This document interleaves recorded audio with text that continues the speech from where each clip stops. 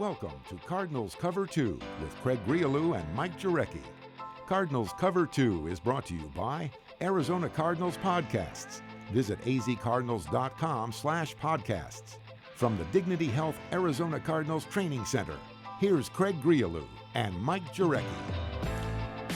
So, MJ, you got any July 4th plans? I mean, I'm not going out of town or anything. I'm going to try to get out to the lake, maybe. Not tubing, just take the dog out there and, all right, try to get out Sunscreen. there. Sunscreen is right. And, I'm sure I'll barbecue over the weekend at some point, but looking forward to the break, and we'll be back on the airwaves on Monday, I believe. Yes, okay, 4 so days. Sure. Yeah. I can see the hamster in that head of yours spinning that wheel, trying to figure out what do we got. Oh yeah, 4 days off. Perfect. Great timing. We're all excited about training camp, and obviously, 14 open practices. So, looking forward to seeing the Bird Gang out there. But exciting times. Obviously, we're all curious to see what it's going to look like when it's all said and done. By the way, 3 weeks from today, the full team reports to State Farm Stadium. 3 weeks. Now, you just got back from Hawaii with the family, so that's going to hard to top. So, what do you have some plans coming up? No, just kind of lay low. Just lay low. Stay inside? Yeah, it's too hot to go outside. Got to stay air conditioning. Well, there's a lot of places in Arizona you can go inside. Maybe go to a movie or two. But you got to go outside to get back inside. Yeah, but you go from air conditioning to your car air conditioning to a movie theater or a nice restaurant. Take the family out, Grialou. We'll see what's on tap. Open up that here. wallet. Listen to you. All right, let's take off here on this Wednesday, our final show of the week here as we tell you what's on tap. Got a lot of defensive talk, and we'll begin with Vance Joseph wired during practice. That's must-see. Last week, MJ broke down the offense, so today the defense takes center stage, plus special teams with respects to the roster. You'll hear from Buda Baker on what drives him to put the work in during the offseason, and, of course, your questions via social media, and for those watching us on Facebook Live, using the hashtag CardsCover2, hashtag CardsCover2, using the number 2 to get involved in the show. Love hearing from the Bird Gang as we do every Monday, Wednesday, and Friday. But again, no show this Friday because of the July 4th holiday. That's all ahead. But first things first, the news of the day. And I've got to admit, MJ, been a little bit jealous of rookie tight end Caleb Wilson here over the past couple of days. He's basically been showered with gifts, honored with parties over the past week in Southern California, Newport Beach to be specific. Mr. Irrelevant. It was Irrelevance Week, and Wilson has certainly had his fun over the last several days. Yeah, and I want to say, since I think both of us have been covering the team, we've had at least 3 guys that have been Mr. 3 Cardinals, correct. 3 Cardinals. They do a really good job. When the Cardinals called him, and you're going to hear some audio where he said that other teams were calling him, and his agent were now contemplating becoming an undrafted free agent. But the Cardinals and Steve Keim called him, and they said, "Do you want to be Mr. Irrelevant?" He said, "Yeah."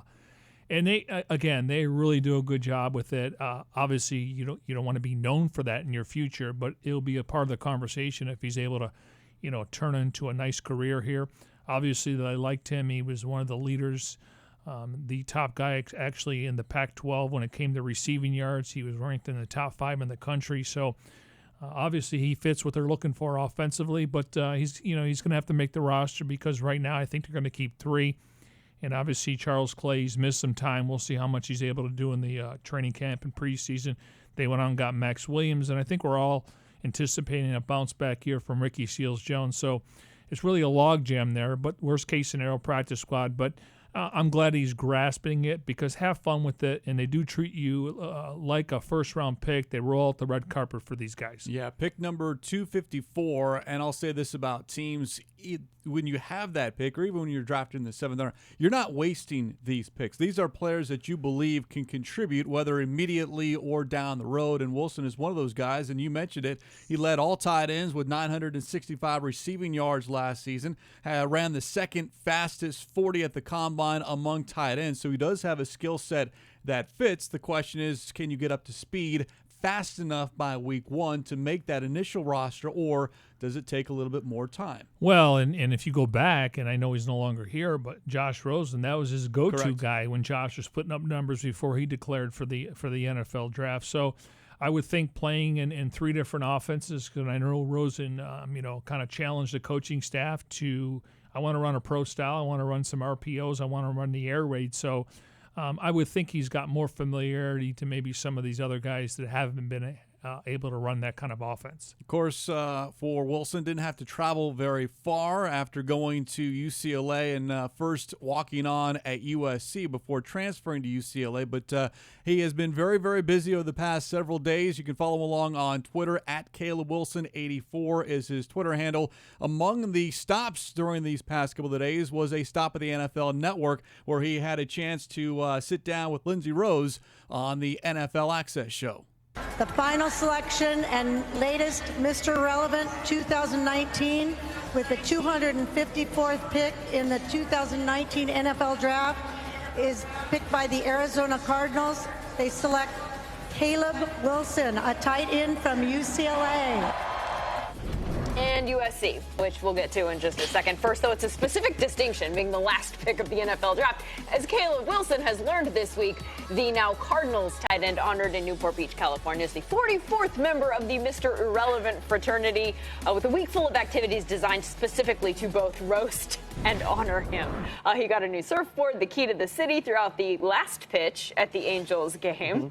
Met Kobe. Yep. What was that like? That was neat. We got to check out his daughter's basketball practice. It was a big surprise. I thought I was going to talk to some kids, pass out some shirts, and next thing you know, we walk in and I see Kobe Bryant down there. We got to check out practice and talk to him a little bit after, so that was neat. You a Lakers fan? Big Lakers fan. Hopefully Kawhi Leonard comes on, so that'll be nice. I love this, doing a little free agency push. This Irrelevant week is legit. Has it been fun? Yeah, it's been a blast. I mean, my family's been out here. A lot of family came from Texas. I mean, I've learned how to surf. And we've had a great time. We've done a lot of different things. How did the surfing go? Did you get up on the board? Fourth try. They said I was the best Mr. Relevant ever at surfing, so What's up? just let that be known. I understand that they've had some fun with the fact that you played at both USC and UCLA. Yes, we pulled up on the boat yesterday to the welcoming party, and the USC fight song was playing, so that was funny, I guess. But, you know, I like the UCLA fight song a little more. I like the first one better myself, but we could debate that off air.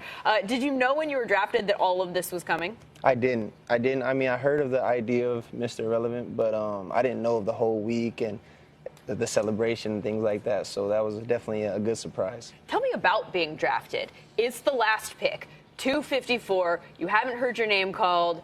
Are you freaking out? Are you coming up with a plan of attack for free agency? What's going on? Yeah, at that point, it was me, my mom, my dad. We were at the house in Philadelphia and kind of were just sitting there and talking to my agent. Some teams are calling saying, hey, we want to sign you free agency, this and that. So, I mean, at that point, we're thinking, all right, let's figure it out. Next thing you know, Arizona number pops up on the phone, and we're just like, oh. And next thing you know, like, hey, how do you feel about being Mr. Relevant? And it's like, I'd be super excited to be. Come on. So, I mean, it was a long couple of days, but that was awesome. And to go to the Cardinals. Yep.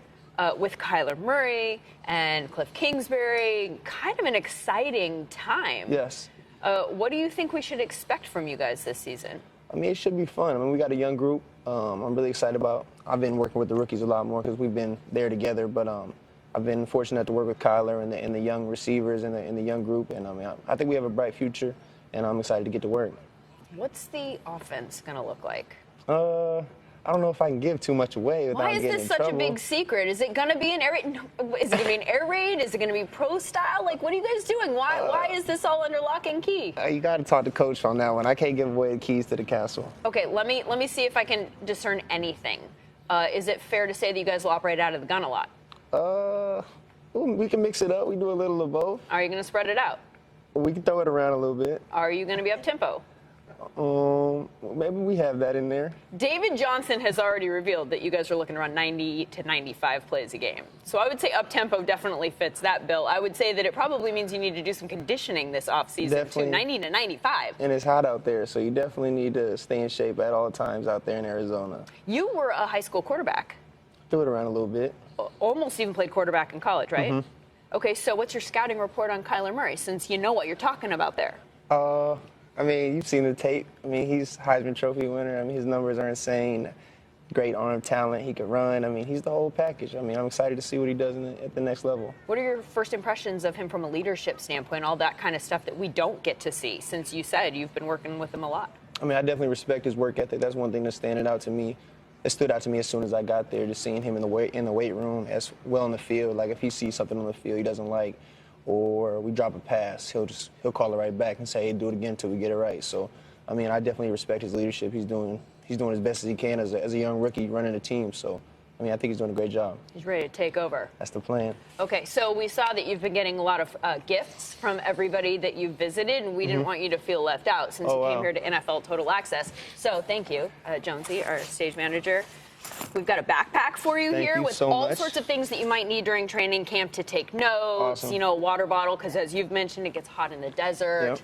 Yep. Good luck. We're excited to see how things play out for you there. Thank you so much. July 17th, the rookie report date. Yep. For the year. You got no time for us ever. Thanks for stopping by. Thank you so much. Yeah, 2 weeks, the rookies report. 3 weeks, the entire team reports to State Farm Stadium. In a blink of an eye, here we are in training camp. But going back to that conversation on NFL Total Access, I love it. All the rookies, you ask any one of them about the offense. Not only are they hesitant, but they'll even say, well, you know, coach doesn't want me to say anything, or I don't want to do anything to upset coach. The veterans, they'll give you an answer. They're not going to say anything, but they'll at least give you an answer. But, yeah, everyone tight-lipped about what to expect here from Kingsbury and crew in 2019. Yeah, and it's funny with listening to the national media get these different interviews, and it's great that he's getting some exposure.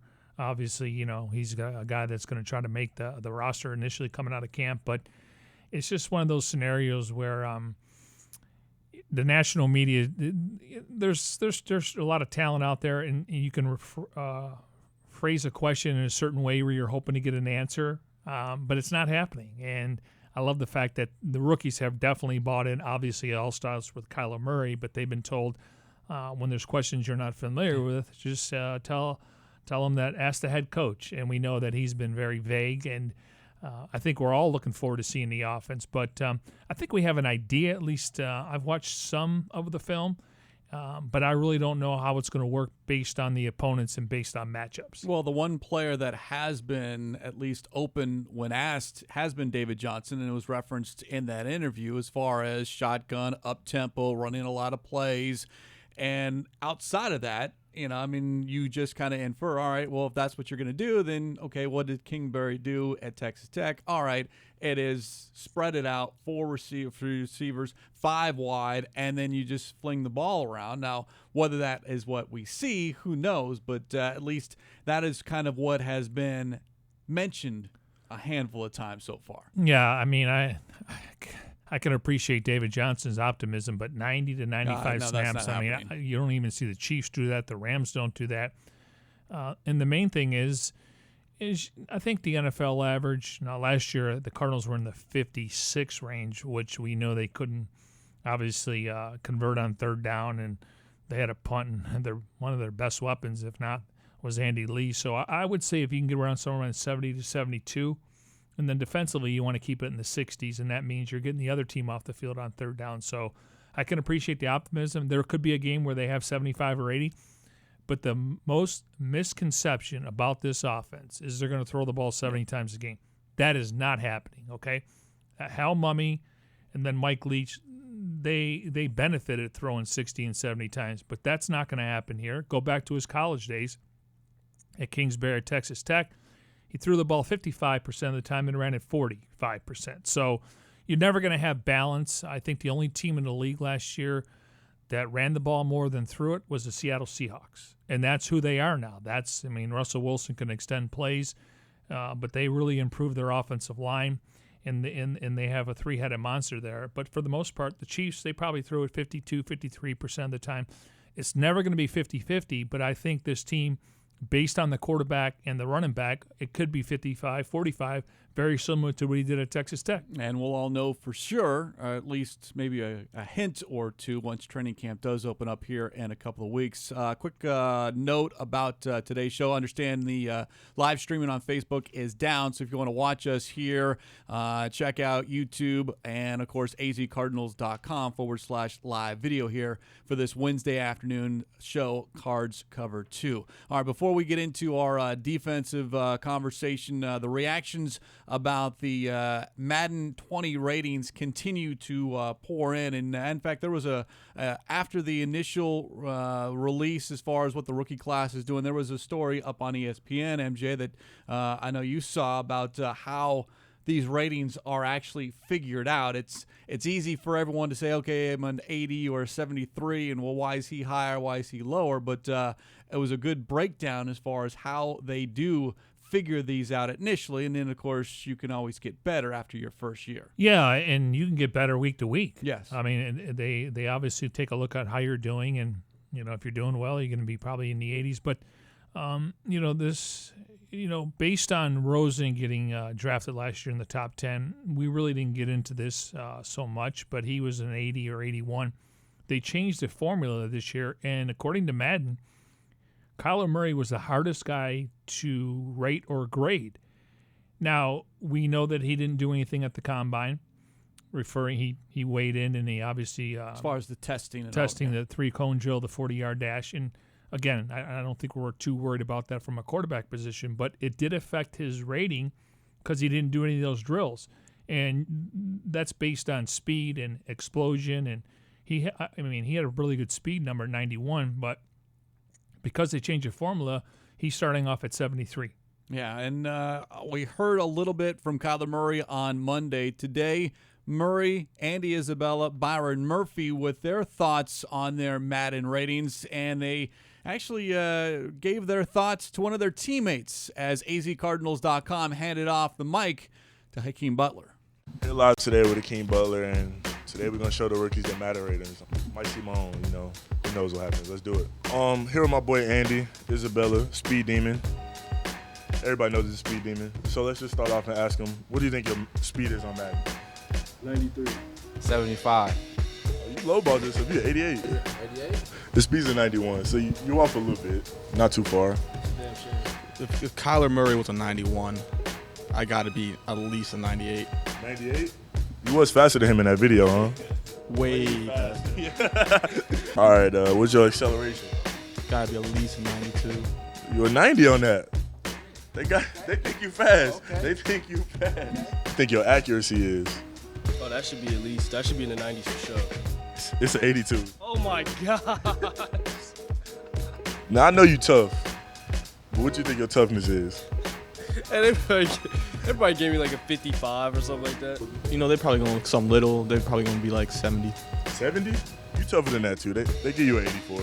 Your toughness is 87, so you lowballed yourself again. What do you think your tackle is? 98.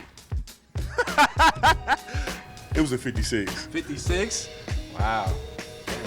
They don't think you can hit, bro. They don't think you can tackle, bro. What do you think your overall is? Probably go with a 75. 75? Yeah. You know Kyler was a 73, right? They're probably like a 68. 68? You just went from...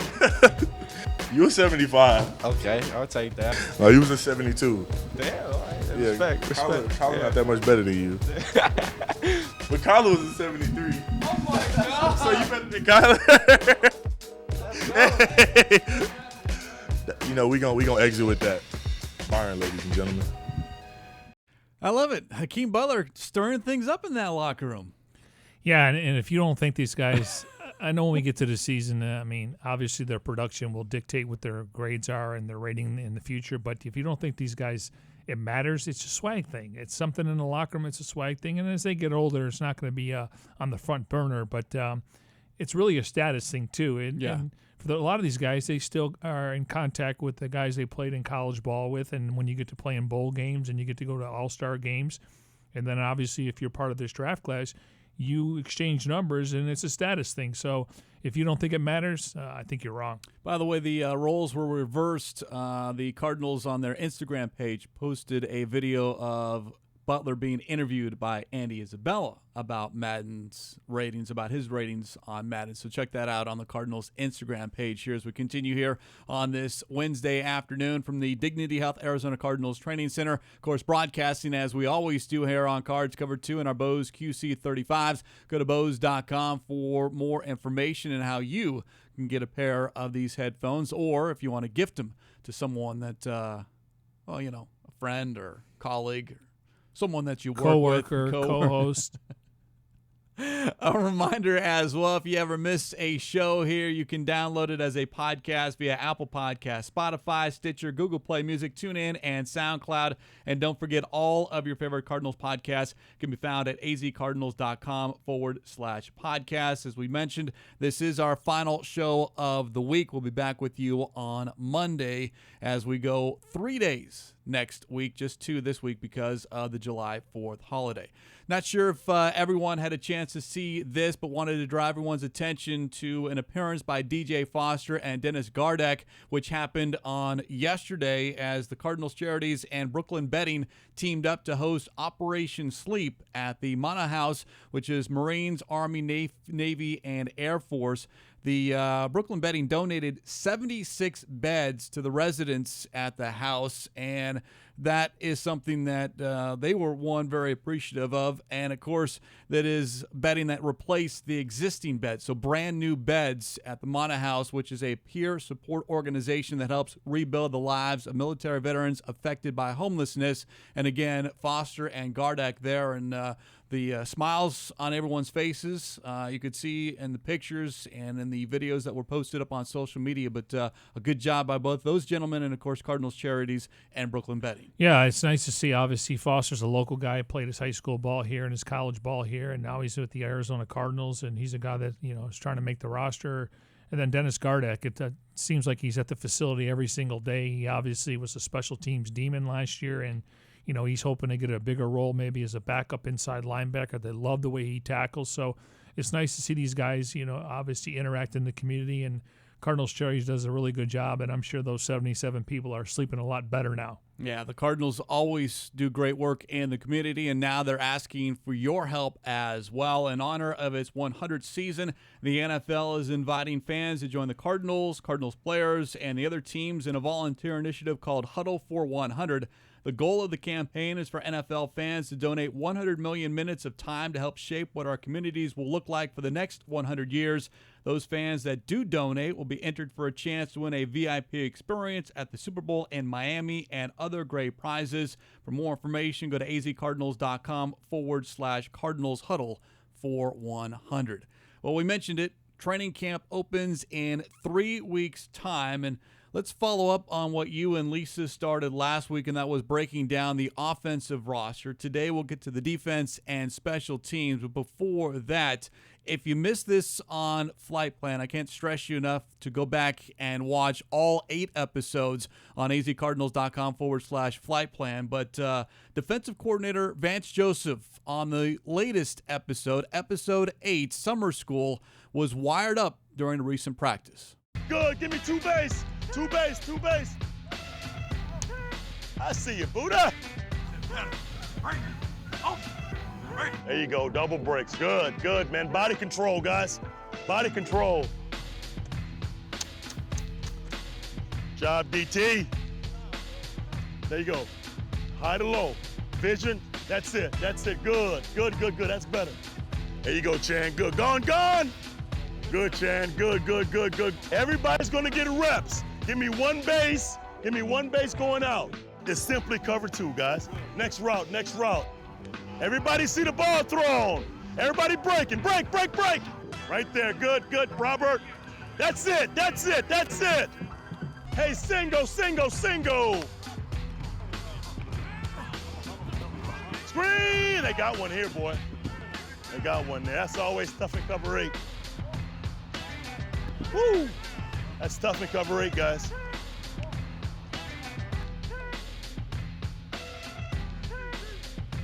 Whoa, DT ranged it out. DT ranged it out. 100-yard range play. This should be a home run here, boys. They haven't seen this one. It's That's going to be a home run. Oh, God, they're going the wrong way. Right there. Good boy. There you go. There you go. Nice job, Hassan. Nice job. Nickel, nickel, nickel, nickel, nickel.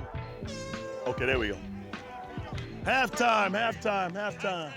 Is it more or less stress as a DC versus being a head coach? DC. More stress? Absolutely. You only have 1/3 of the team to worry about, though, as opposed to all of the team. You know, basically, when you're doing both jobs, that's really stressful. Disciplinary stuff you don't have to deal with? That stuff's small. That stuff's small. Wins and losses, that's the key. Team, no huddle, no huddle, no huddle. Nickel, nickel, nickel, nickel, nickel, nickel, nickel. Oh, my voice is just gone after the walkthrough. I'm telling you. Let's work. Check. It's coming out. Right there, drive. Good. Stay inside, Buddha. He sees it. He sees the middle field open.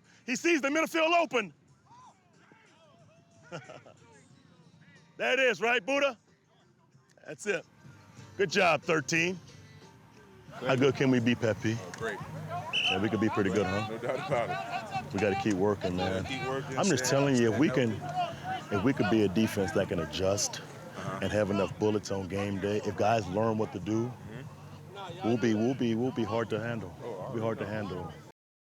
And obviously that's certainly the expectation or the hope, but there is a lot of excitement on that defensive side of the ball because of the additions that the team made, the players that are returning, and of course you have someone in Vance Joseph, former head coach, but former defensive coordinator as well, who's familiar and has the experience to coach and teach, and that's what you saw in that clip was a lot of teaching, a lot of instructing during that segment. Yeah, it's not like I'm sitting here and I'm hopeful. I think going back to the 3-4 is the number one key here. They got guys that can play the 3-4, and then he's the head coach of the defense, and he's motivated because when he was let go in Denver, John always said I made a mistake, and now that he's moved on from there, he wants to be a head coach again, and that means if the Cardinals are winning, he'll get that opportunity. It may not happen the first year, but they've added 5 starters since the end of the season, not including Swearinger.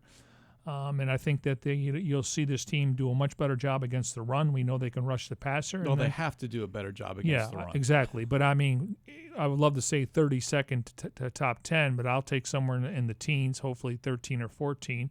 But you definitely have to show improvement, and they got to force some turnovers. But I kind of like where they're at from a standpoint of personnel and coaching. All right, well, let's talk about this personnel and get into this. You projected almost half the roster of the 53-man roster will feature offensive players. You mentioned 26, so that leaves 24 defense plus 3 special teams. But let's first talk about those 24 defensive players. And this is where we stand here in early July going into training camp on what perhaps this defense might look like. All right, let's start off on the defensive line. You could see it on the screen, and if you're listening, I'll obviously dictate which positions I'm referring to throughout the course of the base defense. So on the right side, you're going to have Darius Philon, the pickup from the Los Angeles Chargers. Cardinals are intrigued with the upside and the energy that Zach Allen provides, so I would think they're the 1-2 punch coming into training camp. Corey Peters, we know he's steady Eddie there. I'm intrigued with Michael Dogby. He's a draft pick. He's a tough guy. And then you throw in Rodney Gunter, who they're able to retain as one of their free agents. And then Terrell McLean is a guy that they're intrigued by. Really don't know a whole lot about him. And then we're just kind of waiting to see where Robert Nkemdiche is. Cardinals are going to play that 3-4, as I mentioned. So on the outside, you're going to have Chandler Jones likely line up on the right side. They could flip him. And then you got Cameron Malvo backing him up, and then you throw inside, you got Hassan Reddick and Zeke Turner. Turner's a really hybrid safety linebacker. He can play on teams. Then we mentioned Dennis Gardick. He'll be backing up Jordan Hicks. And then you throw in Terrell Suggs. Then you got Brooks Reed. Brooks Reed missed some time, so I think the Cardinals will try to address that position possibly going into training camp, if not during camp. Before you get into the secondary, I do want to highlight Gardeck because we mentioned him already, but I do want to bring it up because this is the one player that back in May that Vance Joseph on the Coaches Chronicle podcast brought up when he was asked for an under-the-radar player defensively. We all know about Terrell Suggs, Chandler Jones, Patrick Peterson, but someone who might be surprising or at least showing up on film so far here in the offseason. Again, it's offseason, but Joseph brought up Gardeck, an undrafted rookie free agent a year ago who played all 16 games, but they were all on special teams, didn't play a single defensive snap at all, and that, I think, can change, especially given the depth or lack thereof at inside linebacker. Linebackers coach Bill Davis, he also made an appearance on the Coaches Chronicle podcast recently, and he, too, talked up Gardeck. He's got great speed for his 235 to 40-pound frame. He's got great burst. He is he's a talented pass rusher off the edge, which I didn't realize. And he's new to the inside backer world. So again, like Hassan, he had last year to kind of train a little bit there, and he's doing pretty well there. But he is a versatility jumps out of me when I think about Dennis. He could go outside for me or inside, which you need in this defense. Because it really comes to a time where you only have so many you can carry, and then you got to be special teams player, which Dennis is, and then you got to be able to go on there and play outside backer for a series.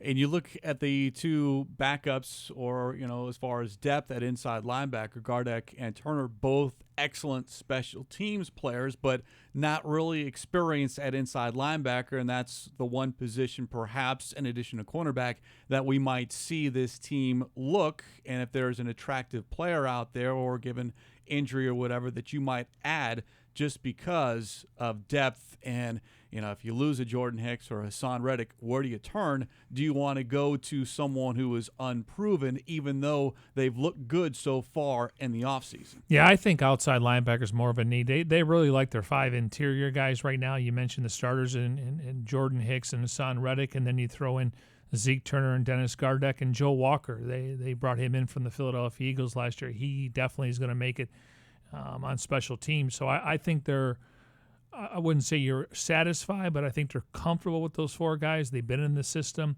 for the last couple of years now. Obviously, going back to a 3-4 is really going to benefit, but there's about 4 to 6 guys that are really going to make this team just on teams, and I think 3 of those guys, Gardeck, Turner, and Walker, are part of that equation. All right, let's go back and pick things up as far as the secondary and what we think this defense might look at. Again, this is all a projection heading into training camp. Yeah, I think we were all surprised about David Amerson. Maybe they are allowing him to get a chance to go somewhere else. He did have 61 starts in his career, so maybe Byron Murphy showed something. Chris Jones may have showed something, and then you look at Tremaine Brock. He missed a little bit of time, but he definitely has experience in that slot corner position. The fact that he played for Vance Joseph, he was really good in San Francisco, played a year in Minnesota, and last year he was with the Broncos. So let's go from the right side, and normally the quarterbacks throw to the right side. You don't want to throw across your body, so I would think Robert Alford would be over there, backed up by Chris Jones. Now, Chris Jones could get an opportunity to start opposite of Alford until Pat P comes back, and so I have Chris Jones there, and then you throw in a guy like Byron Murphy. I think Murphy's versatility will help him. He may get a chance to start there. And then Brandon Williams, he's really cut his teeth on special teams, but I think he's improved as a corner. I think he's more of the 4th or 5th corner if they decide to keep 5. So I would say it's open competition opposite of Robert Alford, and the Murphy could slide into the slot. You're usually going against veteran receivers there, but I think he's a guy that has the athleticism, the physicality, the speed, and the size to cover some of these slot receivers. Curious to see where he lines up. And then the safeties, obviously, I'm really excited about the combo and the tandem of Budda Baker, and then you throw in DJ Swearinger. And then I think, you heard him talking about Thompson, Deontay Thompson, who they got from the Alabama. I think he has a chance to make the roster. And Rudy Ford's another guy that's playing on special teams. I don't know if he'll be involved in the return game. So I like where they're at there. But again, they got to stay healthy, but they have some depth there, and they're really excited about Thompson because he was a guy that slid with the wrist injury, didn't really participate at stuff at the combine, and then word came out he had some issues with his knee, But everything I'm hearing is he's really turned heads here so far. And if you want to be aggressive, an attacking style defense, which that is what we've heard from Coach Joseph and everyone else, and that is bringing 5, at least 4 on every snap, maybe even 5, then you're going to need strong secondary coverage, especially on the cornerback position, and that's another slot that maybe this team looks to add, especially because of the loss of Patrick Peterson for the first 6 weeks. Yeah, and a guy they brought in when they brought in Tremaine Brock, and a lot of times teams will do that to create leverage, and obviously Brock, and they may have been aware Patrick was going to get suspended. They also brought in Maurice Claiborne. Maurice Claiborne was a high draft pick with the Dallas Cowboys. He really didn't pan out. He had played through some injuries. The last 2 years he played with the New York Jets on the outside. 31 starts, and so I think he's a guy, and of course you got the LSU connection there, so it wouldn't surprise me if they bring him in, but obviously he's going to go to a team where he's got to get a chance to play, and does he look at it as a 6-week opportunity, or does he look at it where I'm going to try to find a home for a year, kind of prove it deal? So curious to see, but I think he could be on the radar as we get closer to training camp, and I think really if you're the Cardinals and the front office and the coaching staff, maybe you wait a week to see where you're at, because right now they do have an open spot on the roster. Yep. They're still looking at possibly a defensive lineman or an outside linebacker, and they could make a roster move based on guys still rehabbing and once they get healthy. So it's always a fluid situation, but they do have the availability to add a guy right now. And this side of the football, we all anticipate or expect to carry much of the load, at least early on, That's the until plan. this offense kind of picks things up. But DJ Swearinger is one of the many players that is expecting big things out of the defense in 2019. It's not going to take long because I played in this defense my rookie year with Vance. Similar concept, so it's not going to take long at all. OTAs, we finding the groove. Camp, once we get in camp, we going to find that groove, and we going to be clicking, man. I can tell we going to be a top 10 defense for sure. With the pieces that we have right now, pass rushers, the linebackers, the back guys, coaching staff, the scheme of things, everything is looking for the ups, man, and we're going to definitely be better than what we was in the past. All right, now let's switch over and talk special teams here as we kind of wrap up as looking ahead to what this roster could look like. And again, this is all a projection as we get ready for training camps. With special teams, if you got 26 on offense, 24 on defense, let's all do the math here. That's 50. You got a 53-man roster. That leaves 3 spots. And, of course, what we all expect, Zane Gonzalez to be your kicker, Andy Lee your punter, and Aaron Brewer your long snapper. Yeah, so you fill this in there, and you're exactly right. And, Zane Gonzalez, they're counting on him. I know he made some pressure kicks last year. I don't think they're worried about his kickoffs with the new kickoff rule. Kick it a little bit higher and shorter, and maybe you get better field position. Otherwise, kick it out of the end zone. He had that growing injury in Cleveland. That's why he was let go, got an injury settlement there. So if this team's going to be in some close games, they're going to have to rely on him. We know that Andy Lee was Pro Bowl worthy. Obviously, the Seahawks went out and drafted a Michael Dickerson, and he's got like a strong leg, like an Australian leg. So he made the Pro Bowl, represented the Seahawks. So, but I think more now is what's going to happen, the return game. Punt returner, I think we were all intrigued, and you were the first guy on it last year. You thought Christian Kirk could take one back, and maybe didn't get the opportunity missing those 4 games. So this year, and I know T.J. Logan is fighting for a spot with D.J. Foster for that 4th running back spot, so it's a fluid situation there. So what I've witnessed during the open portion of practice is Damiere Byrd, Farrell Cooper, and Andy Isabella have both been involved in kick return and punt return, and obviously it's going to be dictated on who's active on game day. Now, we talked about Damiere Byrd, how he's really stood out as a wide receiver, and we can make the same claim with Farrell Cooper. I talked to Jerry Sullivan. He's been really excited about Farrell Cooper, a guy the Cardinals claimed.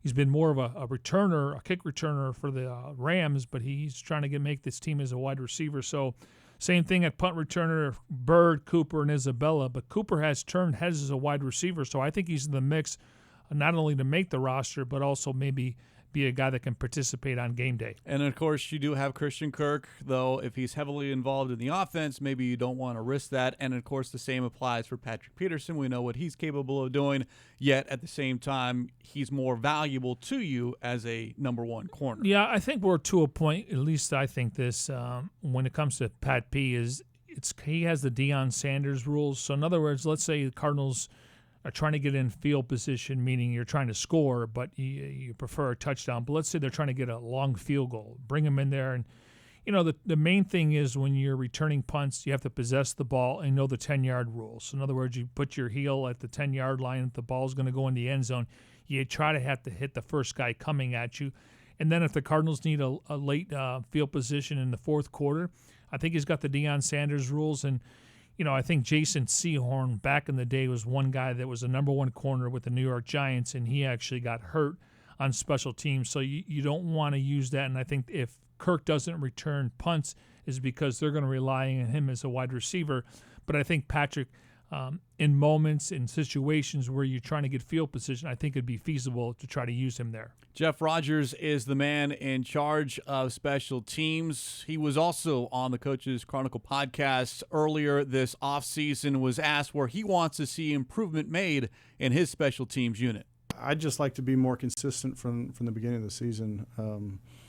One specific area, it'd be hard to dial down. We're still kind of in the process of still self-scouting, and as we get closer to when the players come in, we'll have a plan for how we want to attack those things. But there's kind of a certain technique in this phase or a certain scheme in another phase that we'd like to toy with a little bit in the spring and see if we can't get better at it. And that's the one area of the football team that we did not talk a lot about, but it was, as a whole, the best part of this team in 2018 was what he did on special teams, talking about Jeff Rogers as special teams coordinator. Oh, a huge upgrade over Amos Jones, and I'm not saying a whole lot there. We know Arians doesn't like firing assistants, and I was told that he was told on a few occasions that Amos Jones isn't the answer, and Arians obviously being stubborn said, well, I'm not firing anybody, so you guys figure it out. So we're past that. He's definitely been an upgrade. And, when I look back, sometimes you can outkick your coverage. And I think Brandon Williams and Rudy Ford have been really good special teams players when it comes to gunners, obviously replacing guys like, Jerron Brown and back in the day. But I think the coverage unit has to get better. And sometimes, we love those 47-yard punts, but you don't want to see the guy return at 20 yards. So sometimes kick it a little bit shorter and higher and settle for a fair catch. So I think coverage units, sometimes you don't want your team getting the ball at the 35 or 40, so try to pin them inside the 20. You stop them on third down, and all of a sudden you're getting really good field position offensively on the other side. So that's a unit that's been upgraded. And now we're going to have to wait and see how it shakes out because they have some really good options when it comes to the return game. And as far as the kicking duties are concerned, we've had a lot of questions here recently and pretty much all offseason about competition, or is Zane Gonzalez going to be that guy? And for right now, he is. He's the only kicker on the roster, and he had a very good end of the season in Week 17 at Seattle. And again, Rogers on the Coaches Chronicle podcast asked about Gonzalez and how he finished up 2018. Zane had a heck of a day that day in Seattle. I think that's a process with, in terms of the field goal kicking, your snapper, your holder, your kicker. I mean, that takes time, and there's a reason why. Most teams in the league, it's rare when you don't see the punter holding. When they have a quarterback or they have a wideout or a tight end back in the day, you saw that all the time. And I think a lot of the reason is because as coaches, we've come to realize those guys spend the entire practice together. You don't have to wait for the offense to be done to grab a quarterback or stay after practice for 10 minutes. They're there together for 2.5 hours. They got nothing else to do but get good at that stuff. So as time goes on, that operation should become a little bit cleaner. They get to know each other. The timing becomes better. The timing becomes cleaner. And I think that played a part in, Zane's progress. And we look forward to, hopefully that being the start point this year. Look, Gonzalez's two biggest kicks happened on the road at Green Bay to win that contest, and of course, as we talked about, in Seattle to tie the ball game up. So, unless they've seen something since or something happens in training camp, Gonzalez is your guy. Yeah, and you talk about elements, and he obviously was drafted by the Cleveland Browns, and that's not the best weather to play in, especially when you get to November and December. So, yeah, I mean, again, he's going to have to make some pressure kicks, and if his team is in close games, that's his job. And you don't want to play musical chairs at that position, but I definitely feel like, a couple of years ago they had a couple long snappers in camp after they, decided to move on from some guys, and they played musical chairs there. And then the whole punting situation with Drew Butler and Matt Wild, and nothing against those guys, but Andy Lee was a difference maker. So I think they finally solidified that unit, and I think it's the strength of this football team. So special teams are projection, defense, and of course last week was the offense, and we'll see how everything shakes out when training camp does begin in 3 weeks' time, and this team kicks off week 1, September 8th. As this is a Wednesday edition here on Cards Cover 2 as we come to you live from the Dignity Health Arizona Cardinals Training Center, broadcasting in our Bose QC35s as we always do. Go to Bose.com for more information. And a reminder, if you ever miss a show, you can download it as a podcast via Apple Podcasts, Spotify, Stitcher, Google Play Music, TuneIn, and SoundCloud. And don't forget, all of your favorite Cardinals podcasts can be found at azcardinals.com/podcasts. All right, before we let the Bird Gang sound off, and still time to get your questions in using the hashtag CardsCover2, hashtag CardsCover2 for those watching us here on YouTube and, of course, on azcardinals.com/live video. We'll get to those questions in a minute, but how about we let Budda Baker sound off on his offseason and the work he does to get ready for the 2019 regular season. Budda Baker, going on year 3, safety. What pushes me to put in extra work is just doing it for my family, for my love for the game. I love this game, so every time I step on that field, I want to do the best that I can to help my teammates. What pushes me in the gym is me. I try to be the best that I can. I try to, I want to be the best, so I know I got to work like the best. So definitely, first and foremost, myself, but then also getting pushed by people around me as well. I learned the most how to feel my body because it's a very long season. College, I think it's 14 games, but in the NFL, it's 16 games plus those 4 or 5 preseason games. So doing all the things that I can do to ultimately get back to that 100%. The work I put in the off season translates to the season because, I'm working. So, right after the season, you get back to work. And then once you start up back real football, then you already worked all that whole time, so it just stacks another brick. The series groundwork on azcardinals.com, a great look inside what these guys do, maybe sometimes away from the facility or just on their own when they are here at the facility. As we've talked about it now, and this has been going on now for a number of years, no longer is training camp used to get in shape. You arrive at training camp in shape, and that is why this offseason is so important for all these players. It's so refreshing to see, guys like Christian Kirk, and he's working out with Chase Edmonds right now, and you look at Budda Baker, and Edmonds was a third-round pick, and then you throw in Kirk, he was a second-round pick, and Budda Baker, the Cardinals moved up. And, when you get to the NFL, you're obviously, if you're not a first-round pick, you're working on that second contract. But these guys want to be great, not good. They're not satisfied getting here, and I think it's important. You have to have that in your belly, and you have to have that drive in your blood to where you want to be great, not just good. And I don't mean to be redundant, but Corey Chavis told me a long time ago, there's 2 things that guys, when they get to the NFL, one's motivated by the shield, and that's the Budda Bakers and the Christian Kirks and Chase Edmonds and Larry Fitzgerald. And there's other guys motivated by the loot, which is the money. And there's enough of those guys going around, and they don't last very long. So I can appreciate these guys want to be great, not just good. Yeah, let's move over and let the Bird Gang sound off here on Cards Cover 2. Your questions here using the hashtag CardsCover2, hashtag CardsCover2, and questions via YouTube as well. And we'll start with Danny Rodriguez as he's watching us here this afternoon. Wants to know what you think about the offensive line and the weaknesses on that unit, perhaps where we stand right now. Well, first of all, health is the most important thing. You got availability. You got 3 guys coming off injuries from a year ago, Humphreys and Pugh, and then you throw in Marcus Gilbert.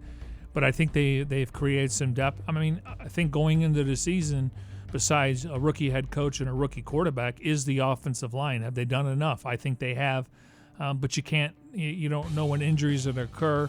I think David Johnson should be able to help out the running game. Last year when I went back and watched film, Anytime a running back gets tackled for loss, that's on the offensive line. There weren't creases, there weren't lanes for him to run through. He was getting tackled at his ankles, so it's hard to get any momentum there. So, but I would agree, it's probably going to be the biggest question going into the season. The offensive line, can they protect? What is their strengths? I think their strength is running the football. Their weakness, protecting the quarterback. Another strength I'll add, offensive line coach Sean Kugler. Oh, without a doubt, one of the most underrated signings the Cardinals have done, along with some others. I really like the hire of Vance Joseph, Billy Davis, Marcus Robertson, Sean Kugler, Tom Clements, and then bringing in a guy like David Rye. And, I feel like every time I mention this, I got to mention this James Saxon, the offensive line coach. He's worked with Adrian Peterson and Le'Veon Bell. Now running backs coach, and he's going to get a chance to work with David Johnson and Chase Edmonds. So I'm really excited about the staff. All right, I got another question about the offense from X Aldaco. What about the backup quarterback to Kyler Murray? Brett Hundley and Charles Knopf, or just one of them? I think they'll keep two quarterbacks because they could go heavy at the offensive line with 10 and possibly 7 wide receivers. I think Hundley, because he's been in the system, he's played in a little bit of RPOs. He backed up Aaron Rodgers, backed up Russell Wilson, so I like the fact that he has some experience behind some pretty good quarterbacks. Charles Knopf and Drew Anderson. Anderson, he's got a strong arm. I think you do have to have one on the practice squad. Charles Knopf has been here, a little bit different style quarterback. But just based on the open portion of practice, I think Drew Anderson has a chance to be on the practice squad. Continue taking your questions, letting the Bird Gang sound off here on Cards Cover 2. Got one about the defense from Bill Grabowski. Excuse me on that. What kind of player are the Cardinals getting in Jordan Hicks? Well, another guy's got to stay healthy, but he's going to be the captain on defense. He's going to be the eyes and ears for Vance Joseph. When he's been healthy, he's been a productive player. He's a Pro Bowl player.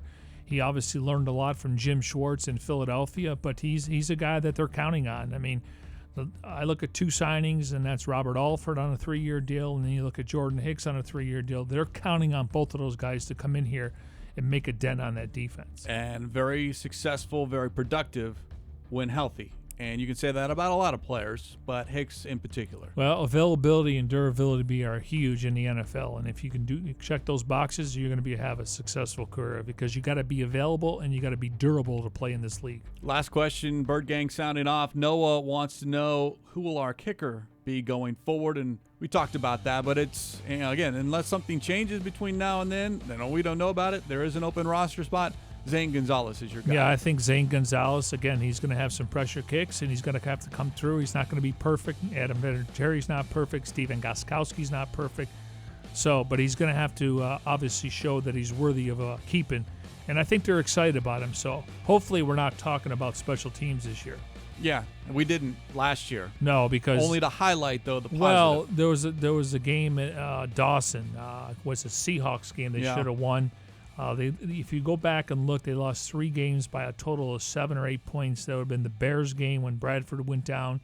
It would have been obviously the Seahawks game at home early in the season, then the Raiders game. Those are games you got to win, but unfortunately, they only won 3 games last year. Yeah, we appreciate the Bird Gang sounding off here on this Wednesday. Keep those questions coming as well. Always appreciate hearing from the Bird Gang wherever you are following us here. And, of course, I know the Cardinals got a good following internationally as well. And we'll get back to your questions coming up on our next show, which is on Monday. A reminder, no show on Friday.